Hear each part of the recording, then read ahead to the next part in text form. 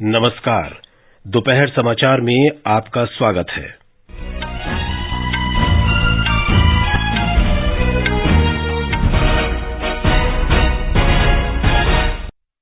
निर्वाचन आयोग ने कर्नाटक विधानसभा चुनाव कार्यक्रम की घोषणा की। मतदान 10 मई को और मतगणना 13 मई को की जाएगी। भारत ने शंघाई सहयोग संगठन के सदस्य देशों के राष्ट्रीय सुरक्षा सलाहकारों की बैठक में कहा, आतंकवाद और उसका वित्त पोषण हर स्वरूप में वैश्विक शांति के लिए गंभीर खतरा। प्रधानमंत्री नरेंद्र मोदी आज शाम लोकतंत्र शिखर सम्मेलन को वर्चुअली संबोधित करेंगे। अदानी मुद्दे की संयुक्त संसदीय समिति से जांच की मांग और विभिन्न मुद्दों पर विपक्ष के हंगामे के कारण संसद के दोनों सदनों में लगातार 12वें दिन भी गतिरोध। लोकसभा की कार्रवाई दिन भर के लिए और राज्यसभा की 2 बजे तक के लिए स्थगित। Madrid Spain masters 2023 badminton tournament में पीवी सिंधु, किदाम्बी श्रीकांत, बी साई प्रणीत और समीर वर्मा आज पहले दौर के मुकाबले खेलेंगे। दोपहर समाचार के साथ मैं विशाल शर्मा। कर्नाटक विधानसभा चुनाव के लिए मतदान एक ही चरण में 10 मई को कराया जाएगा। मतगणना 13 मई को होगी। 224 सदस्यों वाली राज्य विधानसभा का कार्यकाल 24 मई को समाप्त हो रहा है। नई दिल्ली में संवाददाता सम्मेलन में मुख्य निर्वाचन आयुक्त राजीव कुमार ने बताया कि आयोग स्वतंत्र और निष्पक्ष चुनाव कराने के लिए प्रतिबद्ध है और चुनाव की तैयारियां लगभग पूरी हो चुकी हैं। उन्होंने कहा कि आयोग ने इस बार युवा मतदाताओं, महिलाओं, ट्रांसजेंडरों और कमजोर जनजातीय समूहों पर विशेष ध्यान दिया है। आयोग के अनुसार चुनाव कार्यक्रम की अधिसूचना 13 अप्रैल को जारी होगी। नामांकन पत्र भरने की अंतिम तिथि 20 अप्रैल है। 21 अप्रैल को नामांकन पत्रों की जांच होगी और 24 अप्रैल तक नाम वापस लिए जा सकेंगे। Notification would be issued on 13th of April. Last date of making nominations would be 20th of April. Date of scrutiny would be 21st April 2023. After that, the withdrawal of the candidature can be up to 24th of April. The polling will take place on 10th of 5 in single phase and day of counting would be 13th of May. वर्ष 2018 में हुए पिछले चुनाव में विधानसभा की 224 सीटों में से 104 सीटें भारतीय जनता पार्टी ने जीती थीं। कांग्रेस को 80 और जनता दल सेक्युलर को 37 सीट मिली थीं। आयोग ने लोकसभा और विधानसभा उपचुनाव की तारीखों की भी घोषणा की। पंजाब में जालंधर लोकसभा का उपचुनाव 10 मई को होगा। The by-elections will take place for the assembly in Odisha, Jharsuguda, in UP, in Suar, UPAC 34, 395 Chanabe in UP, Soyong in Meghalaya in 23, and also in the parliamentary constituency number 4 in Jalandhar, Punjab. So this will fill up all our vacancies till February 2023. Kerala में Wayanad seat के बारे में निर्वाचन आयुक्त ने बताया कि आयोग के पास चुनाव कराने के लिए 6 महीने का समय है। वायनाड सीट कांग्रेस नेता सांसद राहुल गांधी को हाल ही में मानहानि मामले में दोषी पाए जाने के बाद खाली हुई है। राष्ट्रीय सुरक्षा सलाहकार अजीत डोभाल ने कहा है कि हर स्वरूप में आतंकवाद और उसका वित्त पोषण अंतर्राष्ट्रीय शांति और सुरक्षा के लिए अत्यंत गंभीर चुनौती है। उन्होंने कहा कि आतंकवाद की कोई भी गतिविधि उचित नहीं ठहराई जा सकती। श्री डोभाल ने नई दिल्ली में आयोजित शंघाई सहयोग संगठन के सदस्य देशों के राष्ट्रीय सुरक्षा सलाहकारों की बैठक की अध्यक्षता करते हुए ये बात कही। To fulfilling our obligations under the International North-South Transport Corridor and for the inclusion of the Chabahar Port within the framework of INSTC. Though India became a member of the SCO only in June 2017, our relations with the SCO countries go back to several centuries. Bonds of history, geography and culture make us natural partners. We are common stakeholders in the peace, security, progress and prosperity of the region, and we believe that SCO can play a seminal role in this endeavor. बैठक में मध्य Asia देशों के उच्च स्तर के प्रतिनिधियों ने व्यक्तिगत रूप से भाग लिया। शंघाई सहयोग संगठन में चीन, भारत, कजाकिस्तान, किर्गिस्तान, रूस, पाकिस्तान, ताजिकिस्तान और उज्बेकिस्तान सदस्य हैं। प्रधानमंत्री नरेंद्र मोदी आज शाम लोकतंत्र शिखर सम्मेलन के पूर्ण सत्र को वर्चुअल माध्यम से संबोधित करेंगे। सम्मेलन का आयोजन दक्षिण कोरिया के राष्ट्रपति यून सुक योल ने किया है। 6 देशों Greece, Israel, Italy, Kenya, Croatia और तिमोर लेस्टे के प्रधानमंत्री भी शिखर सम्मेलन को संबोधित करेंगे। सम्मेलन का उद्देश्य लोकतंत्र को अधिक जवाबदेह और लचीला बनाना और वैश्विक लोकतांत्रिक प्रणाली को नया रूप देने के लिए साझेदारी का वातावरण तैयार करना है। सम्मेलन में मुख्य 3 बिंदुओं पर विचार विमर्श होगा। ये हैं लोकतंत्र को मजबूत करना और अधिनायकवाद से बचाना, भ्रष्टाचार के विरुद्ध लड़ाई और मानवाधिकारों के प्रति सम्मान। ये समाचार हमारी वेबसाइट newsonair.com/hindi और हमारे mobile app news on AIR पर भी उपलब्ध हैं।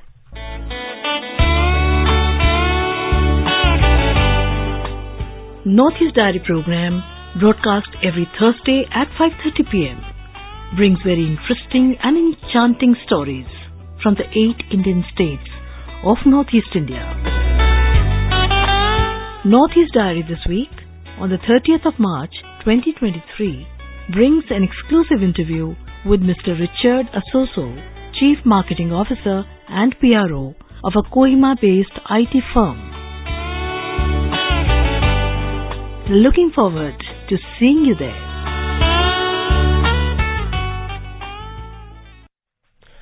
दोपहर समाचार में आपका फिर स्वागत है। संसद के दोनों सदनों में अदानी मुद्दे की जांच संयुक्त संसदीय समिति से कराने और अन्य मुद्दों को लेकर आज लगातार 12वें दिन भी गतिरोध जारी रहा। हंगामे के कारण दोनों सदनों की कार्यवाही दिन भर के लिए स्थगित कर दी गई। संसद के दोनों सदनों की अगली बैठक 3 अप्रैल को होगी। लोकसभा में आज पहले स्थगन के बाद दोपहर 12 बजे सदन की बैठक दोबारा शुरू होने पर कांग्रेस, डीएमके और अन्य दलों के सदस्य सदन के बीचों बीच आ गए और अदानी मामले पर संयुक्त संसदीय समिति से जांच कराने की मांग लेकर नारेबाजी करने लगे। तृणमूल कांग्रेस, जनता दल यूनाइटेड, शिवसेना, उद्धव गुट और अन्य दलों के सदस्य भी नारेबाजी करने लगे। पर्यावरण, वन और जलवायु परिवर्तन मंत्री भूपेंद्र यादव ने जल संरक्षण संशोधन विधेयक 2023 पेश किया। उन्होंने जैवीय विविधता संशोधन विधेयक 2022 भी सदन के पटल पर रखा। वित्त मंत्री निर्मला सीतारामन ने प्रतिस्पर्धा संशोधन विधेयक 2022 पेश किया, जो सदन में बिना बहस के पारित हो गया। शोर शराबे के बीच पीठासीन अधिकारी ने सदस्यों से अपनी सीटों पर वापस जाने का अनुरोध किया। लोकसभा अध्यक्ष ने घोषणा की कि इस महीने की 31 तारीख को सदन की कोई बैठक नहीं होगी। शोर शराबे के बीच लोकसभा की कार्यवाही दिन भर के लिए स्थगित कर दी गई। उधर राज्यसभा में भी ऐसी ही स्थिति रही। सदन की बैठक शुरू होते ही कांग्रेस के सदस्य सदन के बीचों बीच आ गए और अदानी समूह के मामले पर संयुक्त संसदीय समिति की जांच कराने को लेकर नारेबाजी करने लगे। तृणमूल कांग्रेस, भारत राष्ट्र समिति, डीएमके, आम आदमी पार्टी, वामदल भी उनके समर्थन में आ गए। कांग्रेस और डीएमके सदस्यों ने विरोध प्रकट करने के लिए काले कपड़े पहने हुए थे। सत्तारूढ़ सदस्यों ने भारतीय लोकतंत्र पर राहुल गांधी के बयान को लेकर उनकी माफी की मांग दोहराई। गतिरोध जारी रहने पर सभापति जगदीप धनखड़ ने सदन की कार्यवाही पहले दोपहर 2 बजे तक के लिए और फिर दिन भर के लिए स्थगित कर दी। तृणमूल कांग्रेस के सांसदों ने आज अदानी समूह मामले में संयुक्त संसदीय समिति से जांच कराने की मांग को लेकर संसद भवन परिसर में डॉक्टर भीमराव आंबेडकर की प्रतिमा के सामने विरोध प्रदर्शन किया। सांसदों ने इस मामले में सत्ता पक्ष से जवाब देने की मांग करते हुए सरकार विरोधी नारे लगाए। कांग्रेस, राष्ट्रीय जनता दल, समाजवादी पार्टी, आम आदमी पार्टी और वामदलों जैसी विपक्षी पार्टियों ने आज कांग्रेस अध्यक्ष मल्लिकार्जुन खड़गे के कक्ष में बैठक की। उन्होंने संसद में चल रहे बजट सत्र में सदन में अपनी रणनीति तैयार की।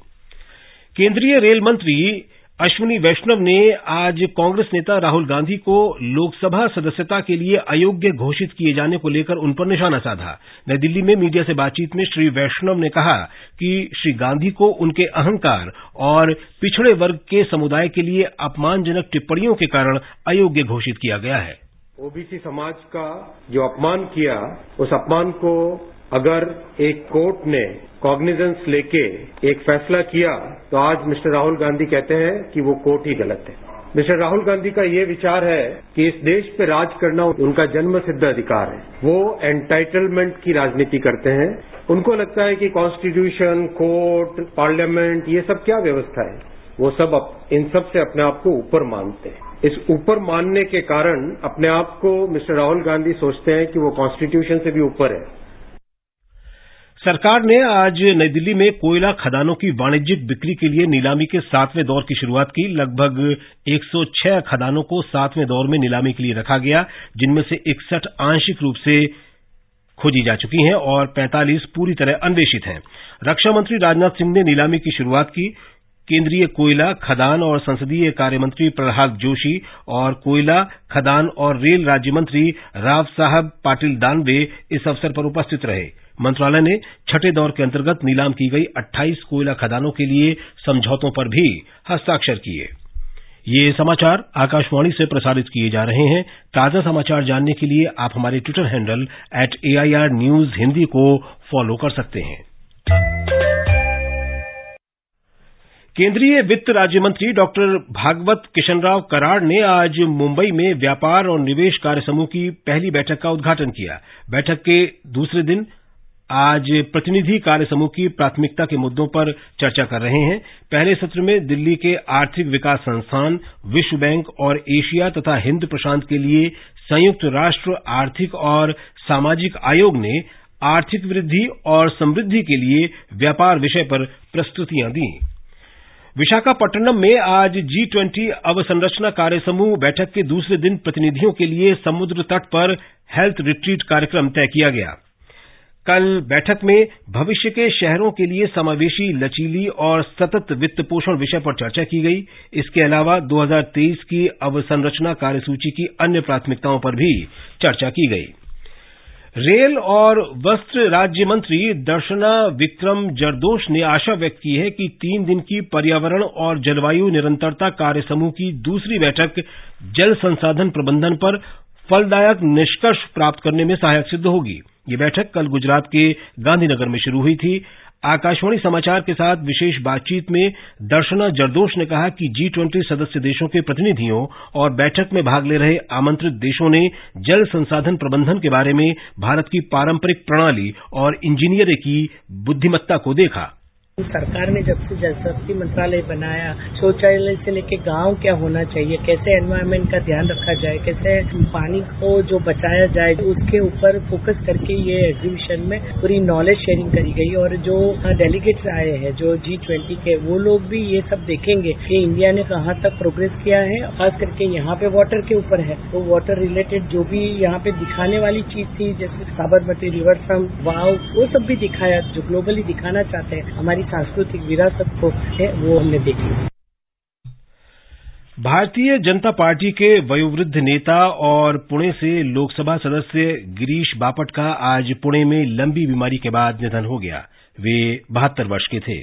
बापट ने पार्षद के रूप में अपना राजनीतिक जीवन शुरू किया और राज्य मंत्रिमंडल में मंत्री बने। वे 2019 के आम चुनाव में भारतीय जनता पार्टी के उम्मीदवार के रूप में लोकसभा के लिए चुने गए। पुणे के प्रभारी मंत्री चंद्रकांत पाटिल ने बापट के निधन पर शोक व्यक्त करते हुए कहा कि पार्टी ने एक वरिष्ठ और दिग्गज नेता खो दिया है। Madrid Spain masters 2023 badminton tournament में पीवी सिंधु, किदाम्बी श्रीकांत, बी साई प्रणीत और समीर वर्मा संबंधित श्रेणियों में आज अपने अभियान की शुरुआत करेंगे। महिला सिंगल्स में सिंधु का मुकाबला स्विट्जरलैंड की जेंजीरा स्टेडलमैन से, जबकि आकर्षी कश्यप का मुकाबला कनाडा की मिशेल ली के साथ होगा। उधर पुरुष सिंगल्स में श्रीकांत का मुकाबला थाईलैंड के सितिकॉम थम्मासिन से होगा और बी साई प्रणीत का चेक रिपब्लिक के जन लौदा से होगा। अन्य सिंगल्स मुकाबलों में समीर वर्मा आयरलैंड के नहात नग्युएन के साथ खेलेंगे और प्रियांशु राजावत का मुकाबला डेनमार्क के विक्टर स्वेनसेन से होगा। पुरुष डबल्स में भारत के सात्विक साईराज रैंकीरेड्डी और चिराग शेट्टी जापान के आयातो एंडो और युता ताकेई के साथ खेलेंगे। और अब अंत में मुख्य समाचार एक बार फिर। निर्वाचन आयोग ने कर्नाटक विधानसभा चुनाव कार्यक्रम की घोषणा की। मतदान 10 मई को और मतगणना 13 मई को की जाएगी। भारत ने शंघाई सहयोग संगठन के सदस्य देशों के राष्ट्रीय सुरक्षा सलाहकारों की बैठक में कहा, आतंकवाद और उसका वित्त पोषण हर स्वरूप में वैश्विक शांति के लिए गंभीर खतरा। प्रधानमंत्री नरेंद्र मोदी आज शाम लोकतंत्र शिखर सम्मेलन को वर्चुअली संबोधित करेंगे। अदानी मुद्दे की संयुक्त संसदीय समिति से जांच की मांग और विभिन्न मुद्दों पर विपक्ष के हंगामे के कारण संसद के दोनों सदनों में लगातार 12वें दिन भी गतिरोध। इसके साथ ही दोपहर समाचार का ये अंक समाप्त हुआ।